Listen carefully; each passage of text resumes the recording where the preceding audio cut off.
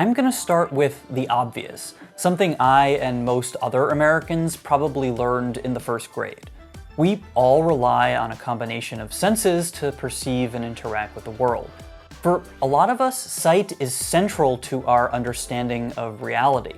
So what happens when a corporation builds a device that filters and modifies the very images that reach our eyeballs?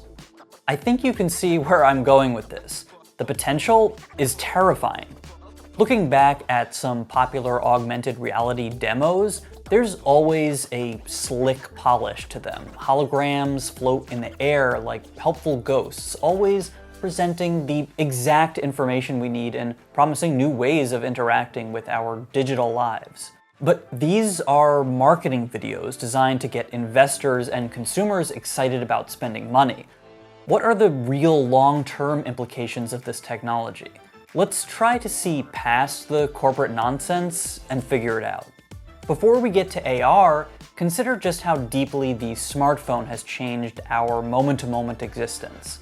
I want you to keep this in mind because some of the points I'll make later in the video might seem outlandish unless you consider how quickly the smartphone transformed behavioral patterns and established new societal norms. I'm old enough to clearly remember a time before smartphones and even a time before cell phones. Access to information required a visit to the library or an Encarta CD.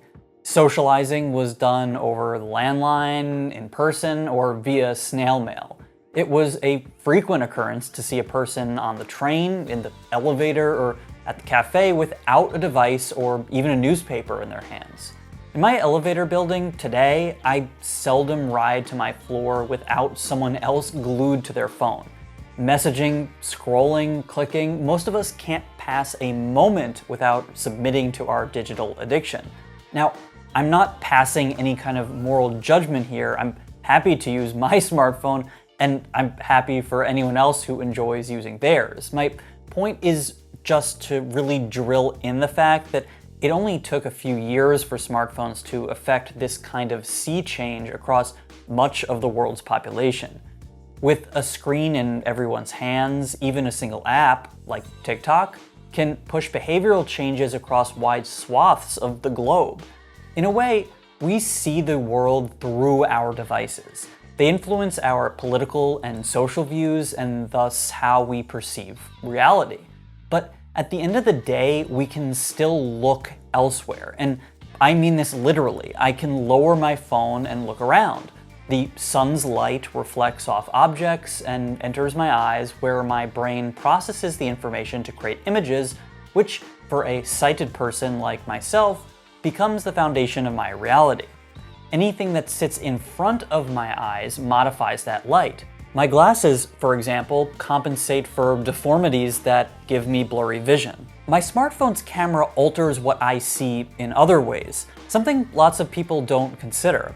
An iPhone aimed at the sky, for example, will enhance the sky's colors and contrast to craft an idealized version of the light its sensor collects. When you look back through your camera roll, you might sometimes wonder, was the sky really so blue that day? The answer is probably not.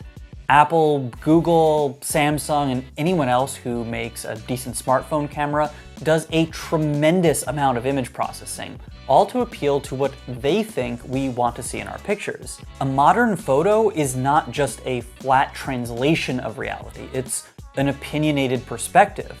And all this is even before you choose to apply your own filters and effects. And these days, the processing happens almost instantaneously, so fast that much of this processing can be done on video as you shoot. Now, imagine that instead of holding a phone up to take this processed video, the phone is strapped to your face. What you're seeing is changed in real time.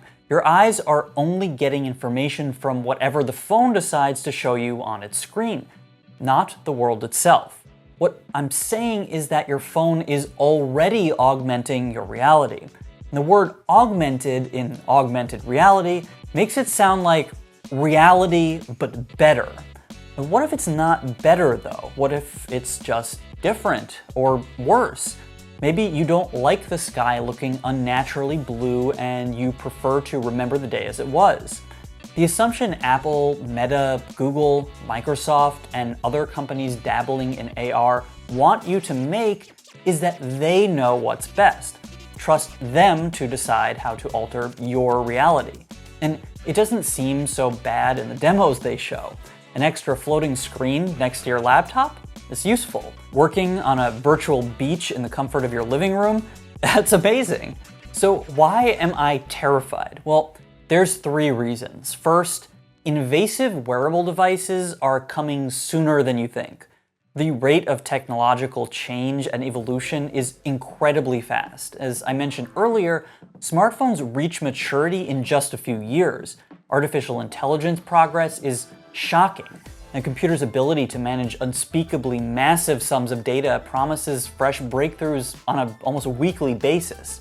So while Meta's goofy VR demos may look primitive now, in 10 years' time, that tech might be as advanced and unobtrusive as a combination between my prescription glasses and your iPhone.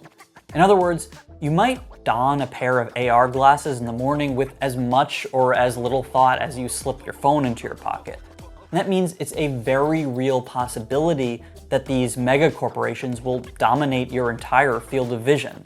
In a few more years, there may even be AR contact lenses or implants that tap directly into the visual centers of your brain.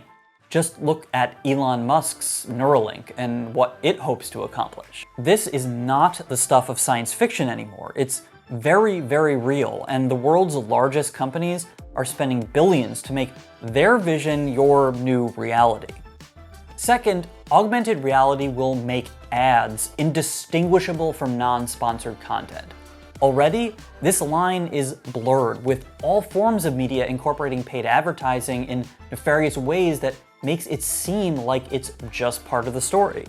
For years, I worked in internet advertising, and there are some pretty smart people working on making ads ever more invasive. What if you open your refrigerator to grab a can of Pepsi, which you happen to prefer over Coke, but when you reach for the can, there's a virtual bottle of Coke sitting right next to it with an offer to ship you a case via courier service for a cheaper price? Or what if you can't find the Pepsi in the first place, not because it's not there, but because Coke has paid to overlay its products across your refrigerator shelf? It's like a web page takeover ad, but for your fridge. Dystopian sci-fi likes to show a horrifying future in which gaudy billboards cover almost every surface. It's far more likely that companies will seek to infiltrate your awareness in more subtle yet disturbing ways. A few years ago, ads on Google and Amazon were clearly marked and not easy to confuse with regular content. And today, it's all a jumble of ads in which it's harder to click on non-sponsored content than a paid ad.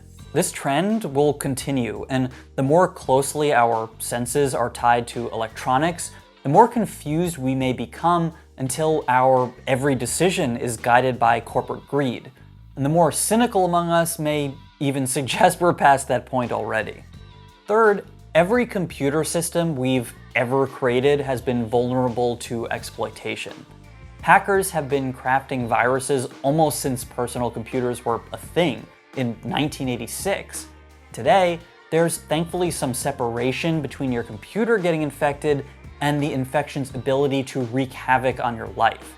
There's extreme examples of individuals holding data for hostage to the ruin of their target, but these are relatively rare. The best viruses are arguably the ones you don't know are installed on your computer. Spyware the government uses only works if their subjects don't know about it. And this is the sort of concern I have for augmented reality devices. If we get to the point at which we're literally relying upon a piece of electronics to perceive the world, think about how much more damage a hacker could wreak upon us. We could be tricked into doing almost anything.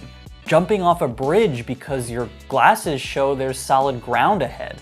Sending money to a stranger because your glasses change the text on your screen. Driving into oncoming traffic. Already, some people follow their GPS devices right into rivers, so it's not far-fetched.